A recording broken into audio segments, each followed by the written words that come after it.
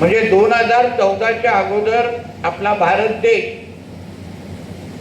आणि विविध क्षेत्रामध्ये या देशामध्ये झालेलं परिवर्तन ह्याचा अनुभव आपण पत्रकार असाल, राजकीय पक्षाचे कार्यकर्ते असाल, उद्योजक असाल, पण त्याच्या अगोदर या देशाचे नागरिक म्हणून आपल्याला निश्चित पद्धतीने फरक जाणवला असेल. आम्ही अभिमानाने ज्या गोष्टी बोलतो ते उल्लेख करतो की आमचा हा देश, भारत देश, हिंदुस्थान, ज्या देशामध्ये 90% हिंदू समाज राहतो, या देशाला आपण हिंदू राष्ट्र म्हणून ज्याला उल्लेख करतो त्याचा उल्लेख करतो. मी माझ्या पत्रकार परिषदेतून या एका विषयावर प्रकाश टाकण्याचा प्रयत्न करणार आहे की ज्या देशामध्ये 2014च्या अगोदर गर्व से कहो हम हिंदू है हे बोलायला ज्या गोष्टी आपल्याला भीती वाटायची, कुठल्याही आपले सणासुदीवर सर्रास पद्धतीने बंदी घातली जायची, हिंदू म्हणून ओळख आपण सांगायची का, याही बाबतीमध्ये चर्चा व्हायची, भीती पसरायची. 2014च्या अगोदर जो काँग्रेसचा काळामध्ये आपण पाहिला, अनुभवला आणि त्याचं विश्लेषण करण्याच्या बाबतीमध्ये अगर आपण कोणाला विचारलं तर 2014च्या अगोदरचा भारत हा तुष्टीकरण आणि लांबून चालन करणारा भारत देश म्हणून इथे ओळखला जाय. देशातल्या अल्पसंख्यांना केंद्रित करलेलं राजकारण, प्रशासन, निर्णय हे एवढेच विषय आमच्या देशामध्ये प्रामुख्याने व्हायचे. कुठल्याही सरकारी योजना तयार करत असताना आपली जी तुष्टीकरणाचं राजकारण, अल्पसंख्या वोट बँक, ह्याला आपण प्रोटेक्ट कसं करायचं, ह्याला आपण सुरक्षित कसं ठेवायचं, एवढं एकमेव काम अगोदरच्या काँग्रेस सरकारच्या वतीने होत असताना आपल्याला दिसायचं. म्हणजे अतिरेकी कारवाया बघा, काश्मीरची परिस्थिती बघा, मंदिरांच्या अवतीभोवती राम मंदिरचा विषय असो किंवा देशातला राहणारा हिंदू समाज स्वतःला जे असुरक्षिततेची जी भावना 2014च्या अगोदर जे त्यांच्या मनामध्ये असायची, त्या बाबतीचे असंख्य उदाहरणं, अनुभव आपल्याला ह्या निमित्ताने ऐकायलाही मिळतील आणि आपल्याला अनुभवायलाही मिळतील. एक प्रश्न आपण स्वतःला विचारला पाहिजे की 2014च्या अगोदर युपीए किंवा काँग्रेसचा कुठला तरी पंतप्रधान, मुख्यमंत्री हा कुठला तरी हिंदू धार्मिक स्थळाकडे, मंदिरामध्ये जाऊन आपल्याला कधी महाआरती करताना दिसला होता का? देवाच्या समोर जाऊन नतमस्तक होत असताना दिसला होता का? कुठलाही पंतप्रधान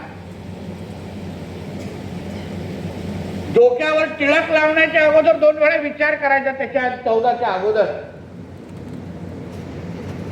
या सगळ्या मध्ये बदल, परिवर्तन समाजामध्ये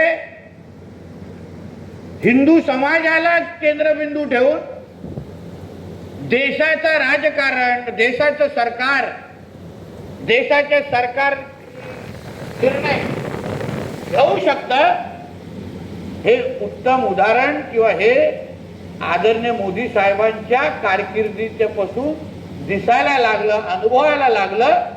हे माझ्या दृष्टिकोनातून हा अत्यंत महत्वाचा विषय आहे. आज 14च्या नंतर झालेले प्रत्येक निर्णयामध्ये तुम्ही पहा, आतापर्यंत जो बहुसंख्य असलेला आपल्या देशामध्ये असलेला हिंदू समाज, ज्याच्याकडे कोण पाहायचं नाही, ज्याला केंद्रबिंदू ठेवून कोण निर्णय घ्यायचा नाही,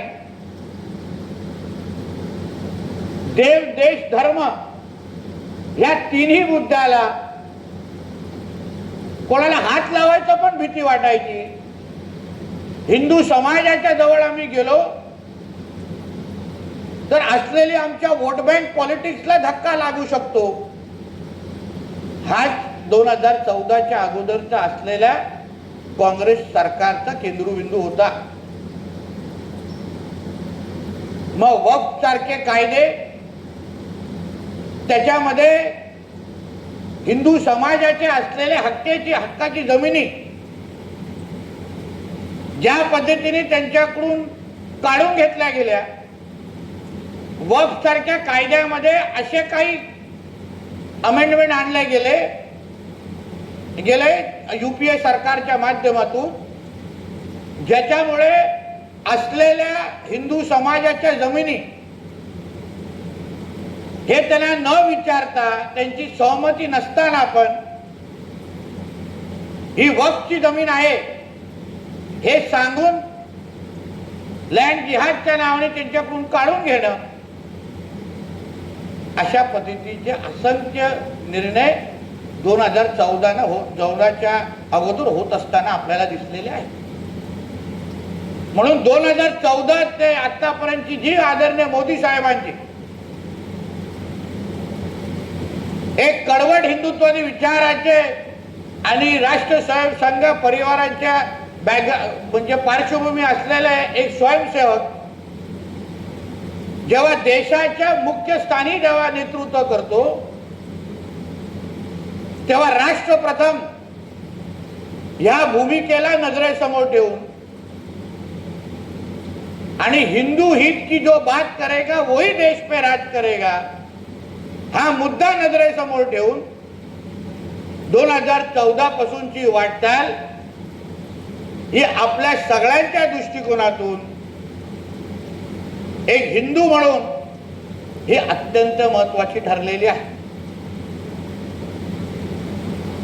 आतापर्यंत जे काही निर्णय आदरणीय मोदी साहेबांच्या कारकिर्दीमध्ये 12 वर्षामध्ये झाले, वर्षानुवर्ष अयोध्यामध्ये राम मंदिर होणार हा जो काही मुद्दा वर्षानुवर्ष आपण फक्त ऐकायचो, पण आदरणीय मोदी साहेबांनी वारंवार आपल्या भाषणांमध्ये, पत्रकार परिषदांमध्ये, इंटरव्ह्यूमध्ये